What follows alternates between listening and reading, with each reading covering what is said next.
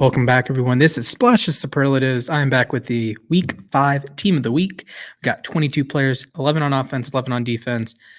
Let's hop right into it. Before we start, though, make sure you like the video, subscribe to the channel, follow us on Twitter and Instagram at UStadium. You can follow me at Mr. Splashman19 on Twitter and Instagram. And make sure you ring-a-ding-ding that Le'Veon bell, that notification bell on YouTube. Make sure you see all of our content when it goes live. Zach just recorded a university. Right now it's 3:26 p.m. Pacific time on Friday. I'm a little late this week. Had midterm, had some classes that I had to worry about on Tuesday, Wednesday. But we're here and we're firing off, starting with the quarterback, Lamar Jackson. This is one that I was torn between Herbert and Brady. And Allen was in there too, but I was torn between Herbert and Brady. And then Lamar blew the doors off. He had one of the greatest Monday night games of all time. As a passer, he had a magnificent game. And I'll talk about Lamar more in my quarterback rankings and my power rankings coming up in the next couple videos. But Lamar had one of the greatest performances of all time. I don't want to use that lightly. Over 500 total yards. But that's not the special thing. Look at that passer rating, 140.5. That's cool. That's a good passer rating. He's had higher in his career before, but 43 attempts. He is one of 3 quarterbacks ever, 2004 McNabb, 2014 Ben Roethlisberger, who also did it against the Colts, ironically enough. 43 or more pass attempts and a 140 rating. It just doesn't happen. It is historically just doesn't happen because you don't complete enough passes. You don't 86% completion percentage, that's unheard of. You don't have over 10 yards per attempt. You don't have a huge touchdown ratio. And at a certain point, you throw an interception. So a stellar game for Lamar. He, plus 90 PFF passing grade, unreal, 4 big time throws. I'll talk about him more in my next video, but he's been unreal. Derrick Henry. 29 carries, $130, 3 touchdowns. What more do you want? I know the PFF grades weren't great. I know he didn't do anything as a receiver, but he forces 5 missed tackles, 3 touchdowns, 130 yards. At a certain point, the production matters. Here he is. Let's get into wide receiver 1. That is Davante Adams. 11 catches, 206 yards, got the touchdown, a 93 overall grade, 93.2 receiving grade, 3 out of 4 uncontested catches, forced 1 missed tackle. He was stellar. This is the kind of game that you might even put him in offensive player of the year consideration. Definitely an all-pro caliber receiver this year. He's been fantastic. Wide receiver 2 this week, Kadarius Toney. I forgot to mention he had a punch, but 10 catches, $189, 0 touchdowns, did have a drop, did have a punch, but there are few players as exciting as Toney when the ball is in his hands. These last 2 or 3 years of receivers, we're talking Debo, AJ Brown, Justin Jefferson, those guys. It's Laviska Shenault, of course. It is so exciting to see them with the ball in their hands. They are like running backs that are catching passes, and it's so fun.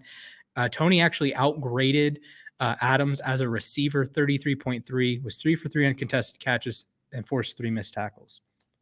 Wide receiver 3, Mike Williams. I know the grades don't really show it, but 8 for 165, 2 touchdowns, another huge week. And Williams has been sensational this year. Keenan Allen hasn't been quite as good as you wanted to be, but Mike Williams has been every bit as good as the Chargers wanted him to be when they spent a top 10 pick on him.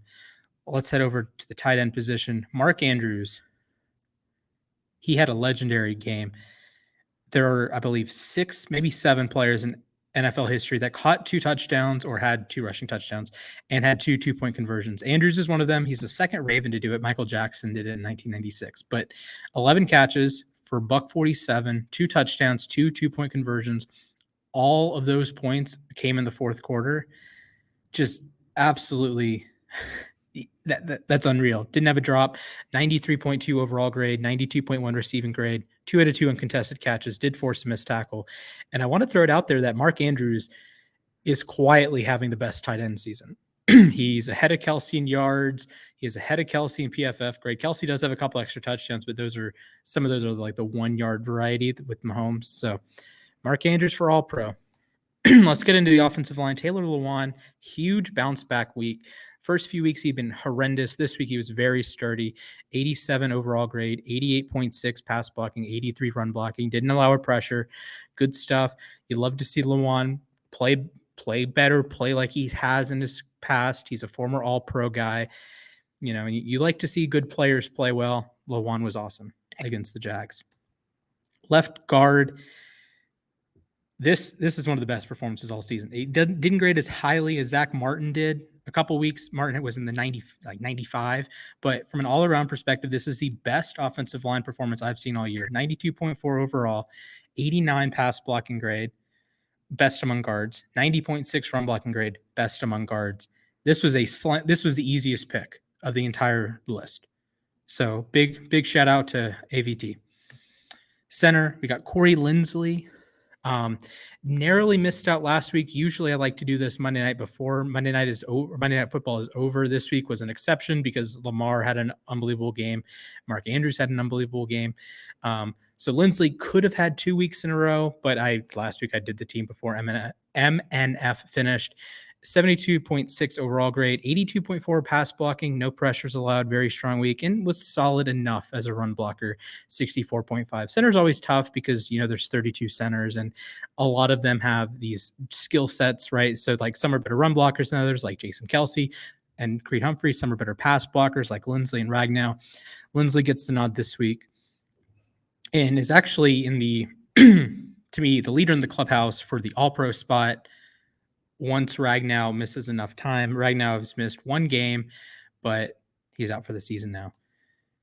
Right guard, Wyatt Teller, huge breakout start in 2020, a stellar run blocker, but against the Chargers, he came out, pass blocked like a pro, 0 pressures allowed, 83.4 pass blocking grade, 83.8 run blocking grade, 88.8 overall. So huge week for Teller, and he's a guy that the Browns keep moving. I know they're 3-2. Their losses are Kansas City and the Chargers. I know it, but that right side of the offensive line is awesome. Throw in Shredder, throw in Batonio. Jedrick Wills, I think, is out right now, but it's a rock-solid offensive line. Right guard, Patrick McCarry. Right tackle, Patrick McCarry. Just a weak group of tackles this week. McCarry was a sensational run blocker and had enough pass blocking snaps that you don't really care about the 2 pressures allowed. It was only 2 hurries, so it wasn't letting Lamar get hit. 79.7 overall grade, I believe, was the number 1 right tackle. 78.7 pass blocking, 87.7 run blocking. I like to get guys that didn't allow a pressure, but this week was a weak group of tackles, so give me McCarry. Heading over to the defense, Javon Hargrave. Remember, this is week 5, not week 6. He didn't have a great week 6, but 6 pressures, 1 sack, 1 hit, 4 hurries, 2 stops, nearly 90 grade, 84.5 pass rush grade. Great week for Hargrave. And he is IDL 3 this year. So he's just behind Hayward and Donald. If for All-Pro consideration, he's having a phenomenal season. Matt Ioannidis, he is the 3rd different Washington interior player to earn a spot. So I don't know how that happens, but 5 pressures, 3 hits, 2 hurries, 3 stops, graded out very well. 87.1 overall, 85.7 pass rush, good against the run, good as a tackler. Another solid week for one Washington football teamer in particular. They just need to have all 3 of them. And then you throw in Young and Sweat. You need to have all of them play together because this is a pretty bad defense at the moment. But hey, they have a star this week. Randy Gregory didn't have a sack, but did have 9 pressures to lead all edges, 3 hits, 6 hurries, an 89.9 overall grade, 90.3 as a pass rusher. Just a stellar week. He had 30 pass rush snaps, 9 pressures, a 90+ grade. That's insane. So great week for Gregory, great week for the Cowboys in general. Khalil Mack had his return game. He was in Vegas.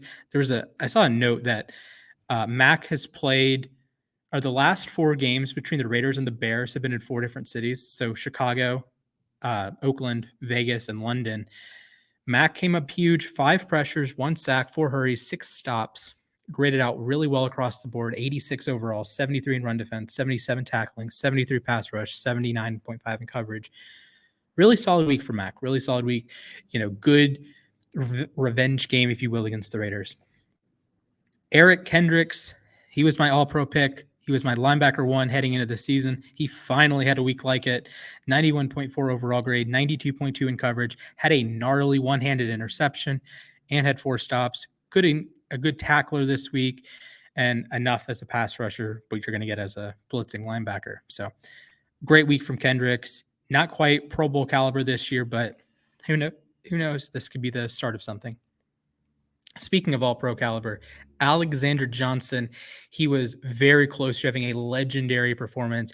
He was like a split second away from having like 2 or 3 interceptions in this game. He ended up with 1 pass breakup, had a pressure, 4 total stops, 86 overall grade, 84-4 in run defense, 81 tackling, 65 in coverage.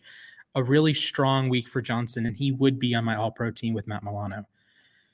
Darius Slay victimized DJ Moore here. Number 2 showed up in a big way with 2 interceptions, also had a stop, a 90.2 overall grade, a 92.4 in coverage. We might have Pro Bowl Darius Slay back. Congratulations, Eagles fans. Even though he didn't play very well against the Bucs, he was back in week 5. Anthony Brown, we have another Cowboy defensive back. Usually it's Trayvon Diggs. He did have another interception, but pick 6 gets you in the team. A 14.1 pass rating allowed from Anthony Brown. Very impressive. 80.2 in coverage, a 79.4 overall grade. That's what you want out of your cornerback. I know he didn't tackle well. I know he wasn't the best against the run. Who cares? What matters, he had the pick, had a pick 6, gets you in the team. Safety 1, Micah Hyde had I will agree, a little bit of a ticky-tack pick 6, but it was a pick 6, and that puts him here. He graded out pretty well, 73.7 overall, 73.7 in coverage, and right now he would be one of my all-pro safeties. It's been a weak group of safeties this year. Hyde is, I believe, the second highest graded safety. It is a weak group of safeties. I will say that most years I don't think Hyde is playing at an all-pro level, but if he's safety 2 right now, congratulations. Safety 1 is Kevin Byard. 2 stops, pick, a pass breakup, a fumble recovery, and a fumble recovery touchdown. Got a 90 overall grade, 82.7 in coverage, 77.7 in run defense. Did enough as a tackler. I know Tennessee doesn't have a very good defense, but Byard is an awesome player, and he's well on his way to his second all-pro spot. And last but certainly not least, Marshawn Lattimore had one of the greatest performances by a corner in recent memory. I'll go through the grades first. 85.4 overall, 90.1 in coverage, tackling, whatever, run defense, whatever. 6 pass breakups per PFF. 6 pass breakups. No one else in football has 6 on the season. If you want to use PFR's, Pro Football References standards, and that includes interceptions as pass breakups, Trayvon Diggs is the only player that with more than 6. Lattimore had just a sensational game. This is the kind of game that Lattimore has week 5, and guys take weeks upon weeks to get to 6 pass breakups. He had 6 in a week, a lot of which on Terry McLaurin. I don't want to say totally took McLaurin out of the game. McLaurin did have some production, but Lattimore had perhaps the best game by a defensive back that did not involve an interception in a very long time. Just all around fantastic from Lattimore, and big reason why he is my all-pro cornerback 1, even ahead of Trayvon Diggs. Think about that. Diggs has 6 interceptions in 5 weeks. So what a week. What a week. Lots of great performances all around, and another strong team of the week here. So thank you guys for watching. Make sure you like the video, subscribe to the channel, follow us on Twitter and Instagram at UStadium. Ring a ding ding, that Le'Veon bell, that notification bell, so you see when we go live, when I post content like this. So again, thank you guys for watching, and I will be back